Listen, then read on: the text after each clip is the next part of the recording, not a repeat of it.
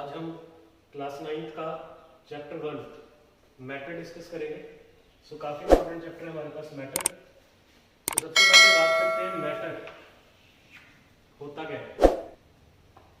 So matter is anything simply which has some mass and it occupy some space।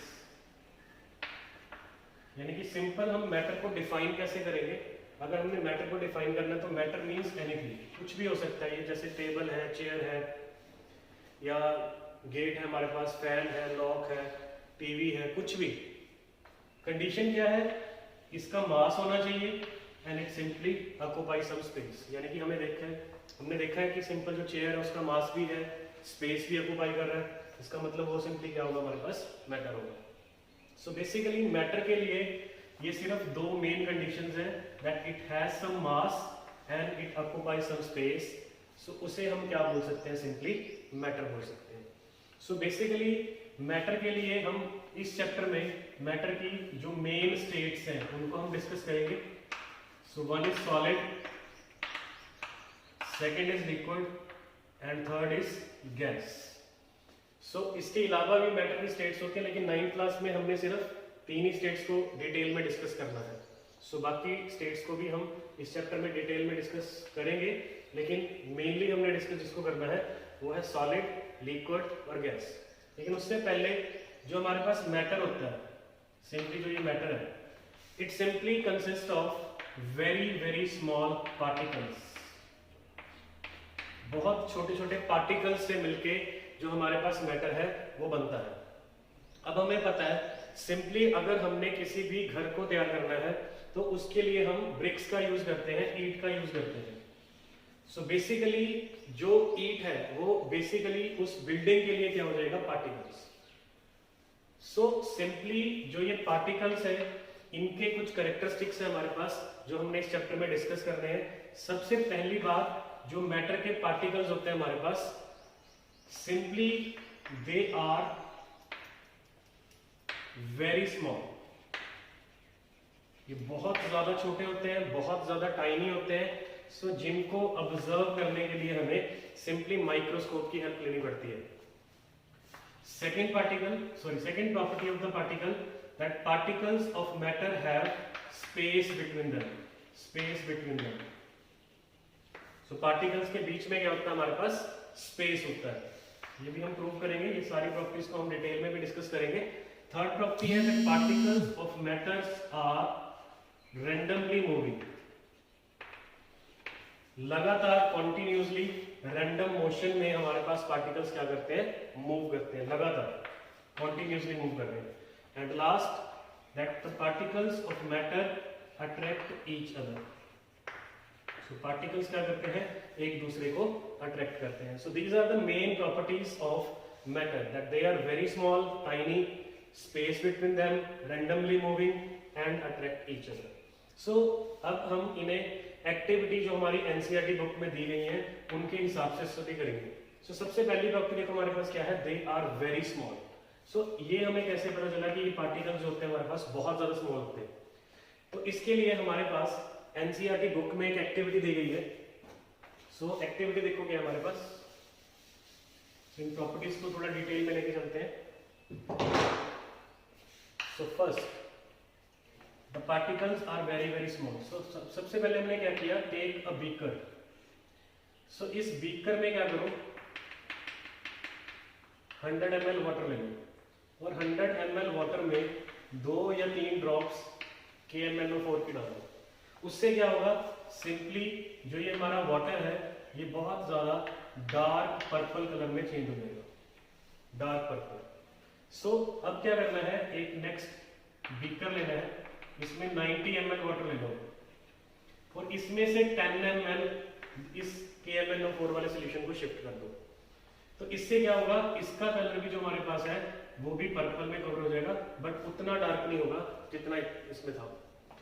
अब again इस activity को repeat करो, इसमें फिर से हमारे पास क्या करो, 90 ml वाटर ले लो एंड इसमें से अब 10 ml को शिफ्ट कर दो। एक्टिविटी रिपीट करते चले जाओ।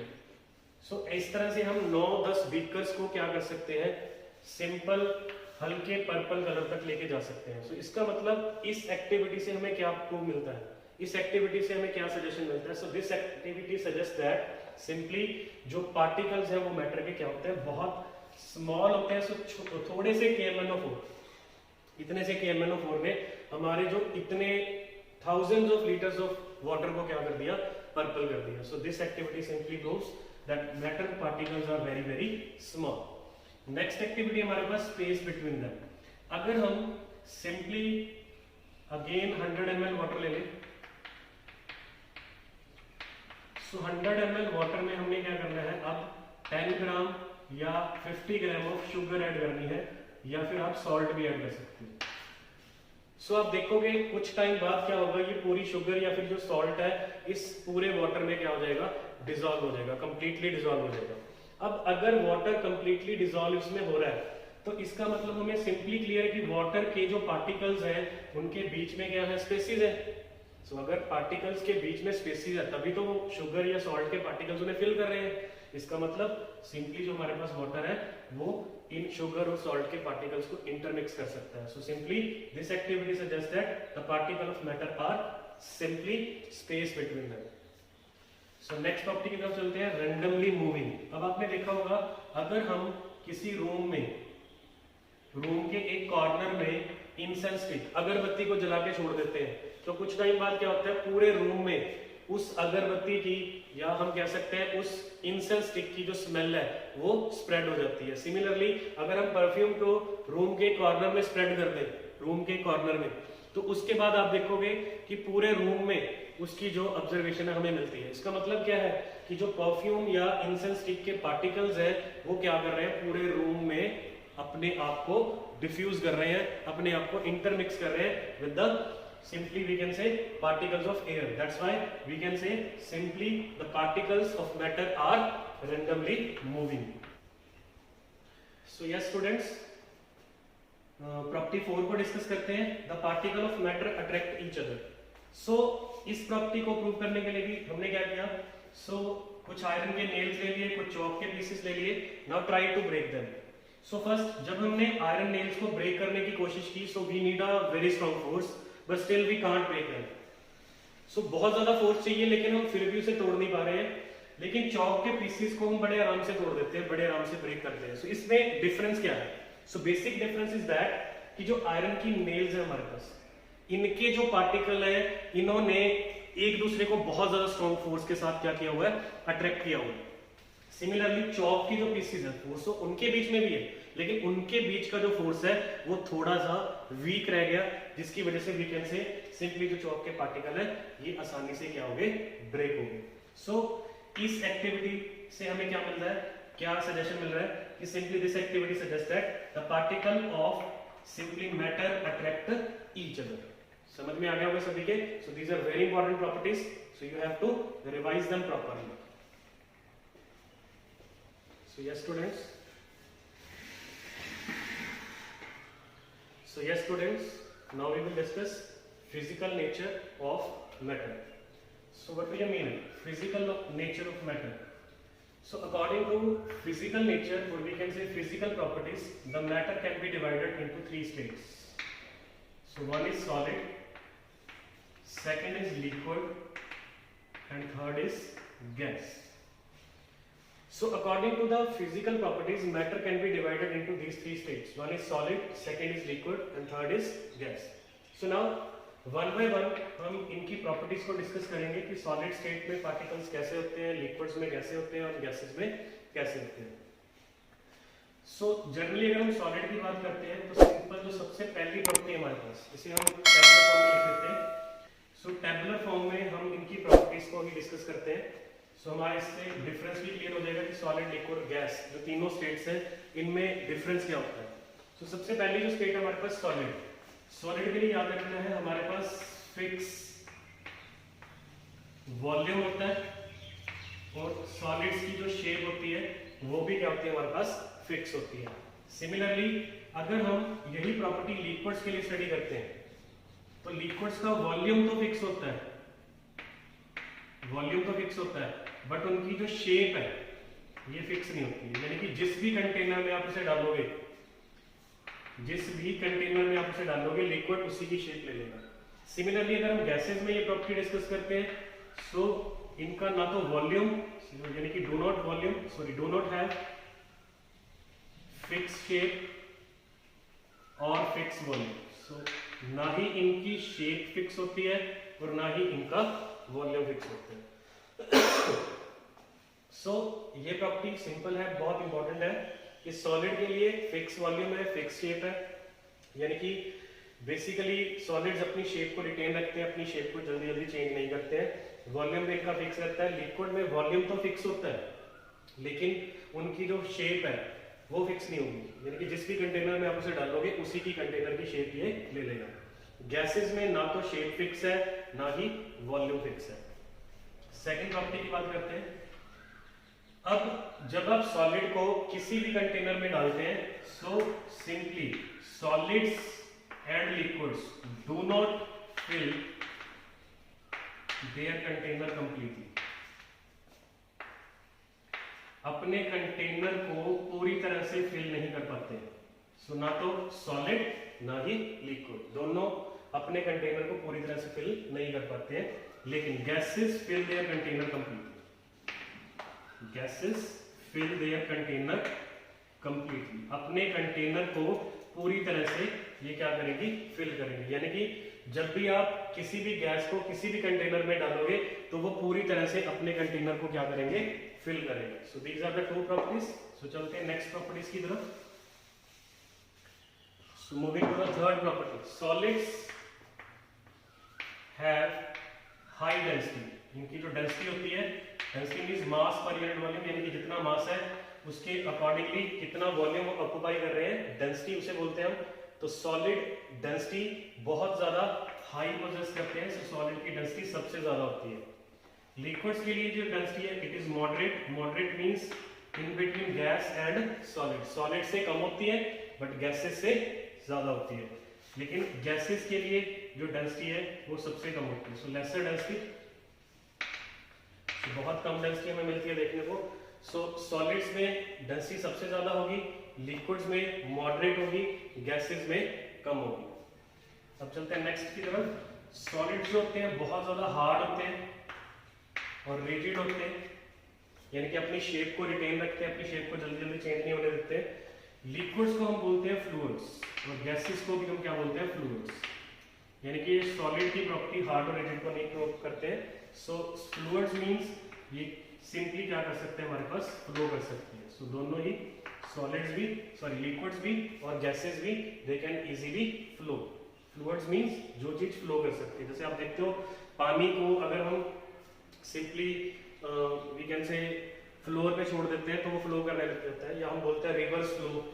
सो this is the property that we can say simply जो लिक्विड्स है और जो गैसेस है हमारे पास, ये क्या करते हैं, हमारे पास फ्लो करती हैं। अब बात करते हैं इंटरमॉलिक्यूलर फोर्सेस की। अब जो हमने पढ़ा था सॉलिड, लिक्विड, गैस या फिर जो मैटर है वो हमारे पास पार्टिकल्स से बना होता है। तो पार्टिकल्स के बीच में बेसिकली एक फोर्स होता है जिसे हम क्या बोलते हैं, इंटरमॉलिक्यूलर फोर्स। अब जो ये फोर्स है इंटरमॉलिक्यूलर फोर्स, सिंपली सॉलिड में क्या होता है, मैक्सिमम होता है। सबसे ज्यादा स्ट्रॉन्ग फोर्स किसमें होता है, सॉलिड में। सिमिलरली अगर हम लिक्विड की बात करते हैं तो ये इंटरमॉलिक्यूलर फोर्स है, ये फिर से क्या हो जाएगा, मॉडरेट हो जाएगा। मॉडरेट मींस सॉलिड से कम होगा लेकिन लिक्विड से ज्यादा होगा।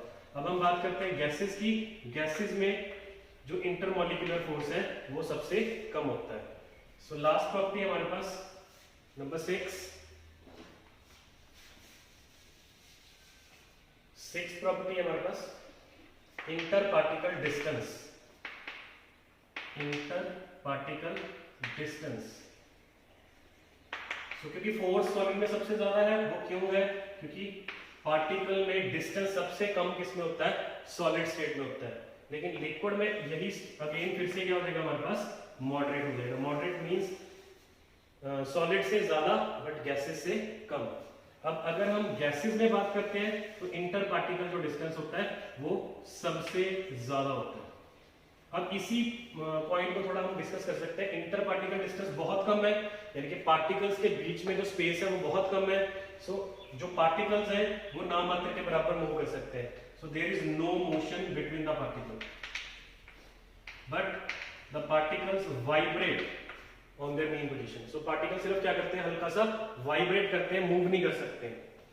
लिक्विड्स में पार्टिकल्स रैंडमली मूव करते हैं, बट स्टिल वही मॉडरेट वाली बात आ जाएगी, सॉलिड से थोड़ा सा ज्यादा बट गैसेस से थोड़ा सा कम, क्योंकि इंटर पार्टिकल डिस्टेंस मॉडरेट है। Gases the particles move with large velocity और we can say large kinetic energy. So kinetic energy किस पे डिपेंड करती है, वेलोसिटी पे डिपेंड करती है। बेसिकली यहाँ पे गैसेस के बीच में डिस्टेंस काफी ज्यादा है, जिस वजह से उनकी काइनेटिक एनर्जी ज्यादा हो जाती है एंड पार्टिकल्स काफी इजीली क्या कर सकते हैं, मूव कर सकते हैं। सो यहाँ पे सॉलिड, लिक्विड और गैस, इनका जो डिफरेंस था हमारे पास वो क्लियर होना चाहिए सभी को। सो क्योंकि इसी प्रॉपर्टीज को ही हम आगे सॉलिड, लिक्विड और गैसेस की स्टेट्स को स्टडी करने में यूज करते हैं। सो होप ये टॉपिक आपको समझ में आ गया होगा। सो यस स्टूडेंट्स, अब हम डिस्कस करेंगे इस चैप्टर का बहुत important topic, compressibility. So this is very important property for gases.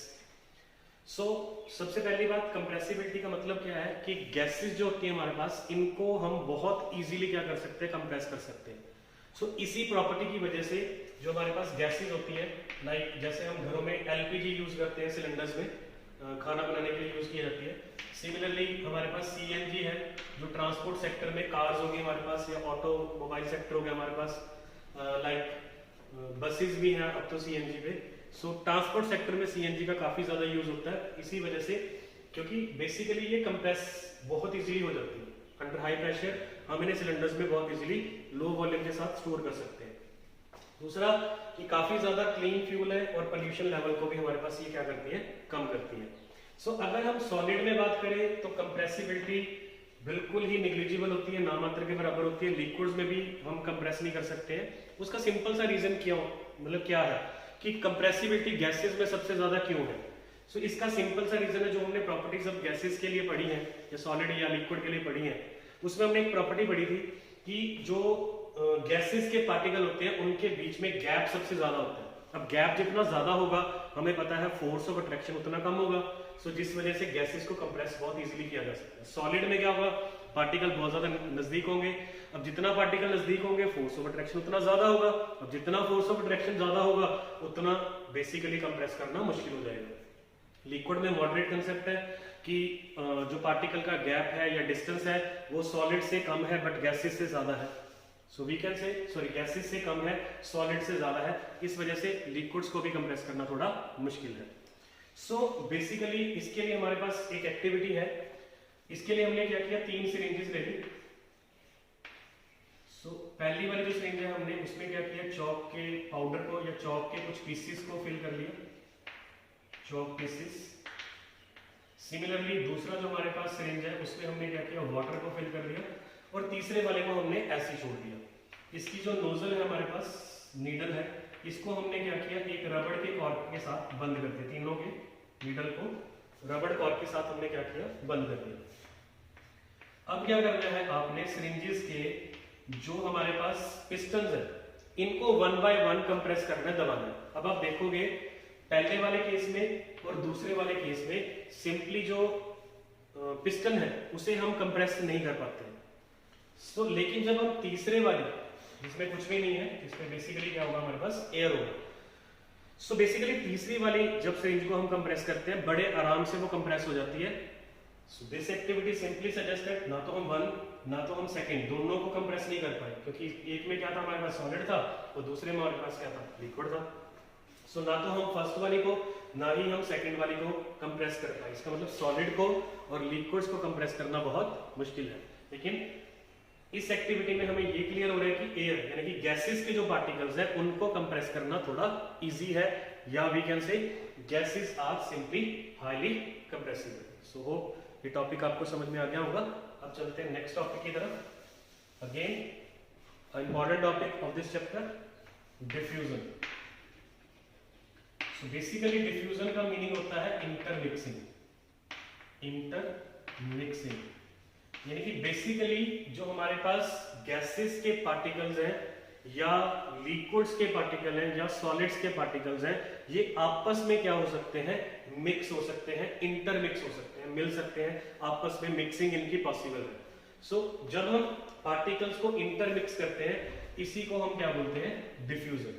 सो जैसे अगर हम एग्जांपल लेते हैं सॉलिड्स को जब हम लिक्विड्स में मिक्स करते हैं, डिफ्यूज करते हैं, जैसे अब शुगर है या सिंपली सॉल्ट है, आपने क्या किया, थोड़ा सा शुगर ले लिया या थोड़ा सा सॉल्ट ले लिया, उसे सिंपली किस में डाल दिया, वाटर में डाल दिया। अब आप देखते हो वाटर में शुगर जो होती है या सॉल्ट जो होता है बड़े इजीली डिसॉल्व हो जाता है, यानी कि पार्टिकल्स शुगर के वाटर के पार्टिकल के साथ क्या हो जाते हैं, डिफ्यूज हो जाते हैं, या वी कैन से इंटरमिक्स हो जाते हैं। सिमिलरली हम लिक्विड्स को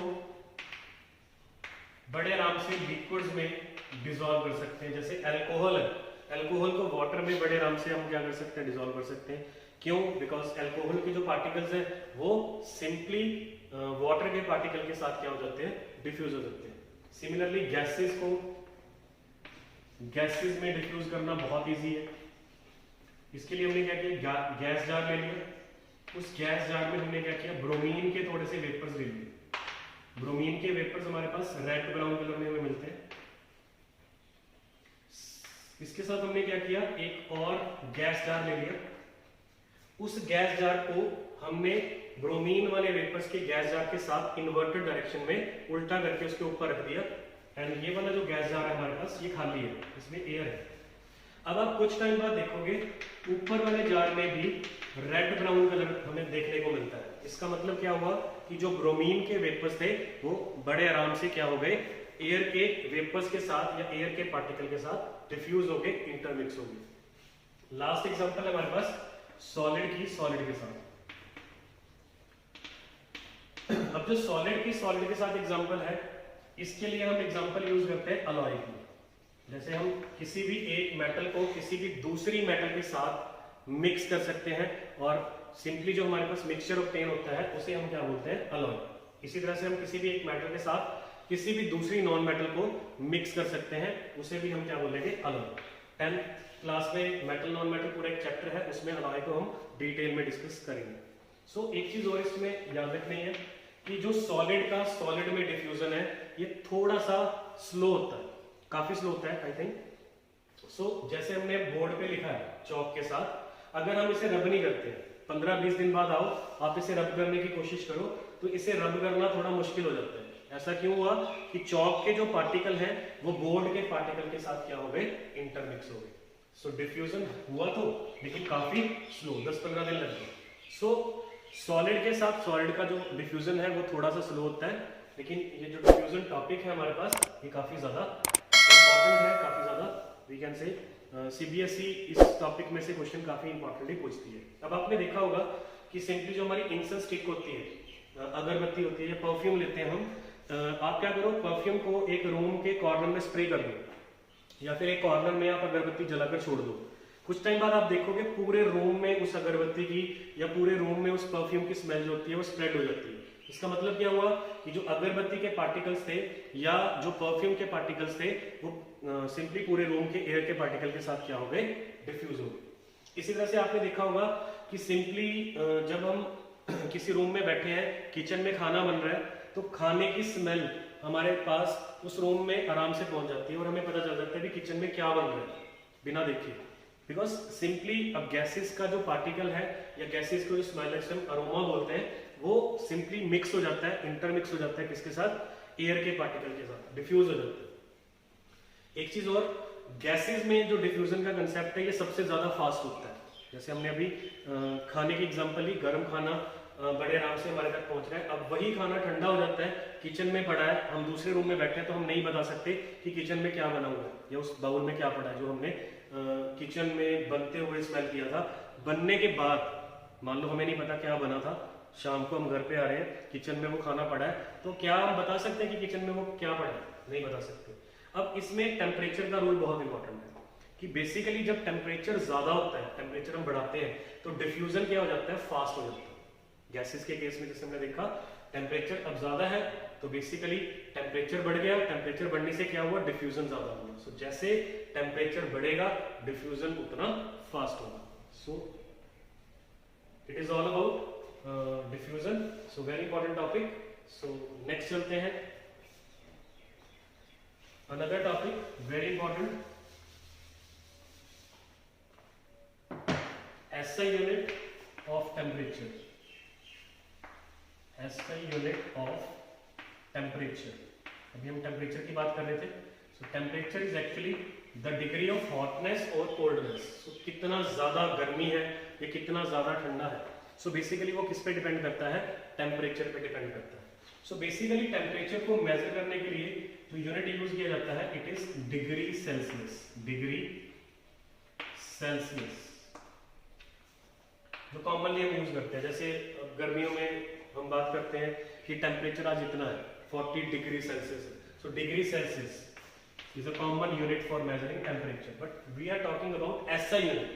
SI means system of international unit, global unit, यानी कि जिस भी कंट्री में आप जाओगे उस कंट्री में SI यूनिट हमें क्या मिलेगा, सेम मिलेगा। तो SI जो यूनिट होता है हमारे पास वो क्या होता है, केल्विन। हम K के साथ लिखते हैं। सो केल्विन में टेम्परेचर को मेजर किया जाता है SI यूनिट के अकॉर्डिंग। अब हमारे पास एक कन्वर्जन है, 0 डिग्री सेल्सियस किसके बराबर होता है, 273.15 केल्विन के बराबर। यानी कि इस फैक्टर को हम डिग्री सेल्सियस से केल्विन में कन्वर्ट करने के लिए यूज कर सकते हैं। वैसे तो कॉमनली हम 273 लेके चलते हैं, लेकिन एग्जैक्ट जो फैक्टर हमारे पास वो कितना है, 273.15। जैसे मान लो बॉडी का जो नॉर्मल टेम्परेचर होता है इट इज 37 डिग्री सेल्सियस, और हमें पूछा जाता है कि इस डिग्री सेल्सियस को आप चेंज करो किसमें, केल्विन में। तो कैसे करेंगे, सो 37 इसमें क्या कर दोगे, 273 प्लस कर दोगे। सो 7310 7310 1, सो ये कितना आ जाएगा हमारे पास, 310 केल्विन। इसी तरह से मान लो हमारे पास एक टेम्परेचर है 573 केल्विन, और हमें बोल दिया इसको डिग्री सेल्सियस में चेंज करो, तो कैसे करोगे, तो इसमें से हमने क्या कर देना है, 273 माइनस कर देना है। सो 0 0, सो ये कितना आ जाएगा हमारे पास, 300 डिग्री सेल्सियस। तो ये याद रखना है कि अगर हमने डिग्री सेल्सियस से केल्विन में जाना है तो 273 प्लस करेंगे, अगर हमने केल्विन से वापस डिग्री सेल्सियस में आना है तो 273 माइनस करेंगे। सो वीडियो को ज्यादा लंबा नहीं करते हैं। सो जितने भी टॉपिक हमने किए हैं इन टॉपिक्स को आराम से पढ़ें, ध्यान से समझें। आपकी एनसीईआरटी बुक है आपके पास या कोई भी रेफरेंस बुक है आपके पास, उसमें से इन टॉपिक्स को रिवाइज करें। So thank you, have a nice day, stay home, stay safe.